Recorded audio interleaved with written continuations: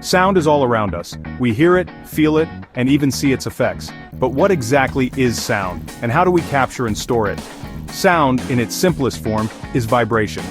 These vibrations travel through a medium, like air, and reach our ears. Our brains then interpret these vibrations as sound.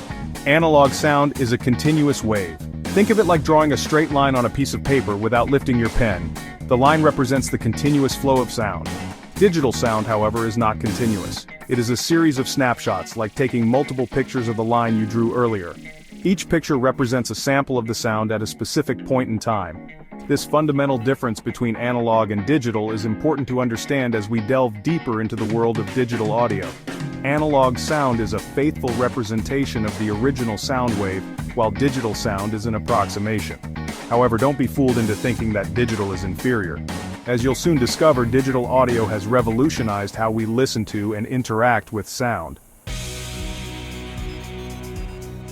Now that we understand the difference between analog and digital sound, let's explore how sound waves are converted into digital data. This process involves two crucial steps, sampling and quantization, which together form the bedrock of digital audio. Sampling is like taking snapshots of a sound wave at regular intervals. Imagine a camera taking rapid-fire pictures of a moving car. Each picture captures the car's position at a specific moment. Similarly, in digital audio, we capture the sound wave's amplitude, its intensity, at regular intervals. The more pictures we take, the higher the sampling rate, the smoother the car's movement appears in our photos. Likewise, a higher sampling rate in audio results in a more accurate representation of the original sound wave. Bit depth determines the resolution of each sample. Think of it like the number of pixels in each of our car pictures. A higher bit depth means more detail and a more accurate representation of the original sound wave. When we talk about digital audio, we often encounter the term bit rate. But what exactly is it, and why is it important? Bit rate refers to the amount of data used to represent the audio signal over time, typically measured in kilobits per second. Think of it as the bandwidth of a pipe carrying water. A wider pipe allows more water to flow through per second. A higher bit rate means more data is used to represent the audio signal each second. This generally translates to better sound quality, especially at higher frequencies, as there's more information to work with. However, a higher bit rate also means larger file sizes. Choosing the right bit rate often involves a trade-off between sound quality and file size. For casual listening, a lower bit rate might suffice. However, for critical listening or professional audio production, a higher bit rate is generally preferred. Digital audio files can be quite large, especially at higher bit rates. This is where compression comes in. Compression is a technique used to reduce the size of digital audio files without significantly affecting their perceived quality. Think of it like packing a suitcase. By arranging your clothes efficiently, you can fit more into the same space.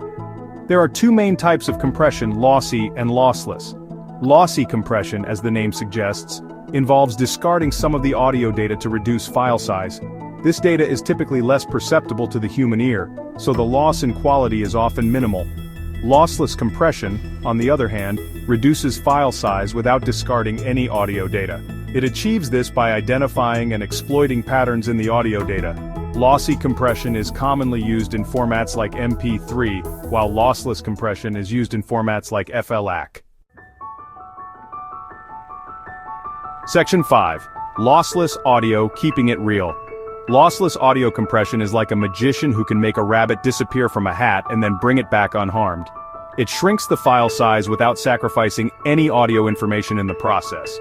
This magic trick is achieved by cleverly identifying and exploiting patterns in the audio data. Imagine a long string of repeating characters like "ah-ba." Lossless compression would replace this string with a shorter code like 5A5B5A, effectively reducing the file size without losing any information. When the file is played back, the code is decompressed, and the original string of characters is restored. Lossless audio formats like FLAC are popular among audiophiles and music lovers who demand the highest fidelity from their digital music. While lossless files are generally larger than their lossy counterparts, they offer the peace of mind that you're hearing the music exactly as it was intended. Section 6. Audio formats, MP3, UAV, and FLAC.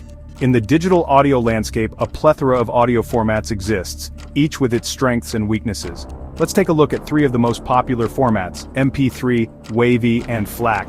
MP3 or MPEG-1 Audio Layer 3 is arguably the most ubiquitous audio format. It employs lossy compression to achieve significantly smaller file sizes compared to uncompressed formats.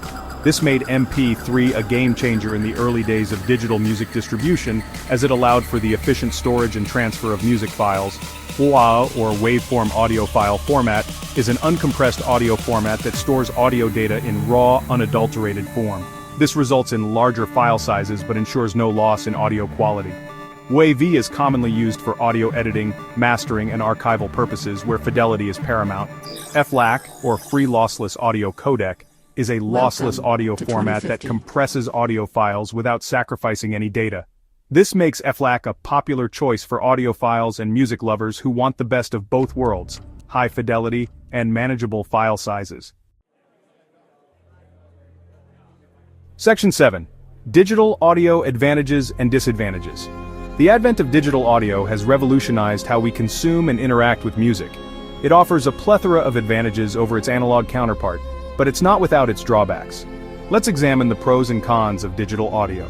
One of the most significant advantages of digital audio is its convenience and portability.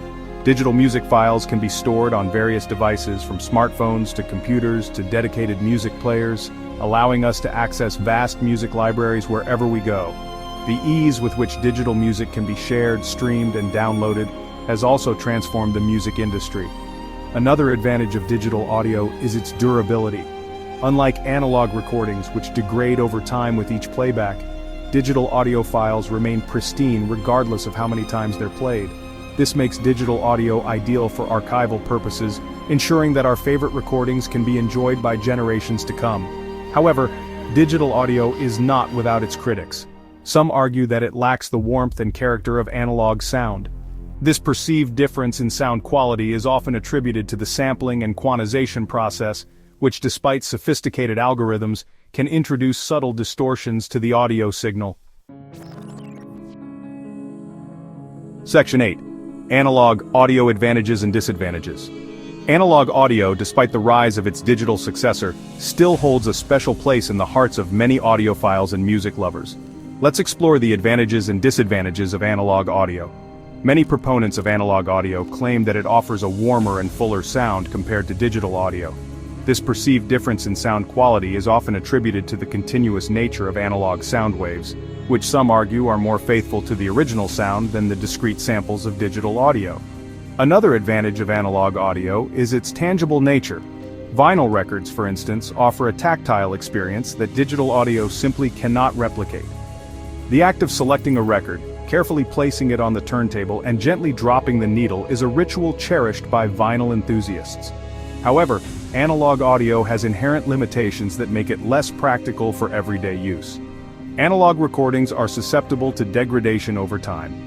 Each playback introduces wear and tear to the physical medium, resulting in pops, clicks, and a gradual loss of fidelity. Analog audio is also less portable and convenient than digital audio.